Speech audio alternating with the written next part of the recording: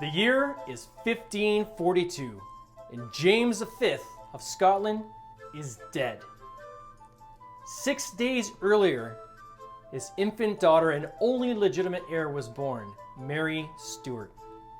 So at 6 days old, she becomes the Queen of Scotland. Now over the next 16 years, she has different regents running the country for her, and she's married off to the Dauphin of France, Francis of France. So Francis ascends to the throne in 1559, making Mary the Queen Consort of France, and at the same time, Mary Queen of Scotland. A year later, he dies of an ear infection, leaving her a widow. So at the age of 19, she decides she's going to go back to Scotland and rule as their queen. Now, unfortunately, when she comes in, Scotland has changed quite a bit since she was an infant. It's become a lot more Protestant, and her being Catholic, she's kind of a foreigner in her own country. Now, the church at that time is led by John Knox, who's very outspoken about having a Catholic running the country, which is now a Protestant country. Now, over in England, Elizabeth is having some issues of her own. You see, she is in a Protestant country. She's Protestant herself, yet half that country is still Catholic, and they don't see her as being necessarily the legitimate Queen of England. They see Mary Queen of Scots as even having a better claim to the English throne than Elizabeth. Now, of course, Elizabeth is a little concerned that Mary may try to organize an overthrow of her, so she wants to keep a close eye on her. So she has one of her guys, Sir Nicholas Throckmorton, act as a communication liaison, and she opens up the communication channels back and forth with her cousin.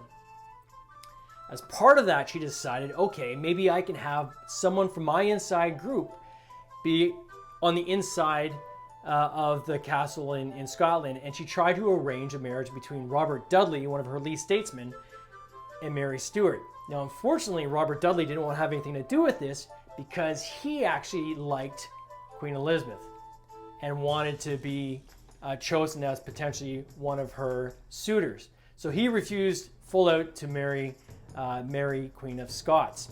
Now, at the same time, Mary kind of had something going, or some interest in her cousin Henry Stuart. So she ends up marrying Henry Stuart, which kind of pees off Elizabeth because Elizabeth hadn't sanctioned that marriage. Now, everything goes great. She gets pregnant. 4 years later, she's about to give birth to the future king of both Scotland and England when her husband Henry Stuart, in a fit of jealous rage, arranges to have her private secretary, who was rumored to be the father of her child, murdered right in front of her. And this was nasty. They held a gun to her head. She's pregnant. You gotta imagine this. She's pregnant. They got a gun to her head. This secretary is trying to hide behind her because you see these guys coming for him. They pull him away from her, tell her, do not move or you're going to be killed. And then they proceed to stab this guy 56 times right in front of her, and he dies in a pool of blood right in front of her. Now, of course, Mary isn't down with somebody being murdered right in front of her, especially one of her close friends.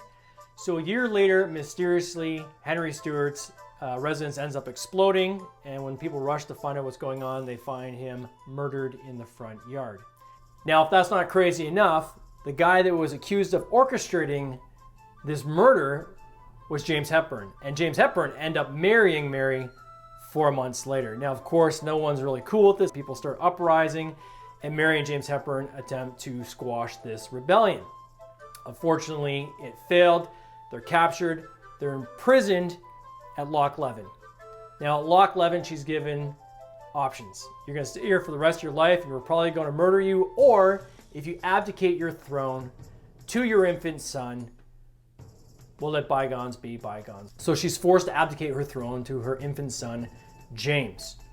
So Mary and James Hepburn managed to escape, and they try to do a rebellion of their own to try to reclaim this Scottish throne. Unfortunately, that fails. He goes off to some other country and dies a very lonely and apparently not stable life. Mary flees to England thinking she's going to be protected by her cousin, Queen Elizabeth.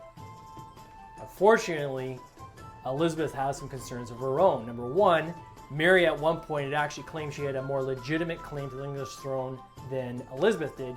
And number two, half of England are Catholic, and they see Mary as being a more legitimate heir to the throne than Elizabeth. So Elizabeth is forced to keep Mary under house arrest, and she moves her around to different castles across England over the next 18 and a half years. Imagine being under house arrest for 18 and a half years.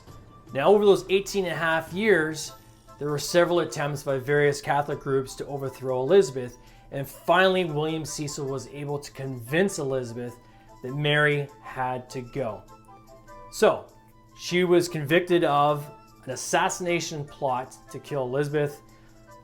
Most estimates were that that was actually just a false accusation, but it was their excuse to be able to sign the death warrant, sign the papers to have her executed.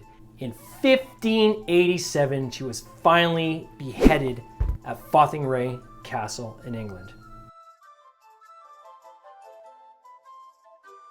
You got to kind of think back to that time when she's walking towards this platform, which is maybe 2 feet off the ground, has 2 steps getting up to it.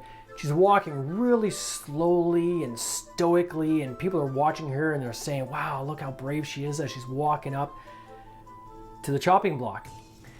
And she takes 1 step consciously and carefully at a time as she gets up on this platform. She says her prayers and puts her head down to accept her execution. Now, when they execute her, it was pretty gruesome. It took 3 strikes of the axe to kill her.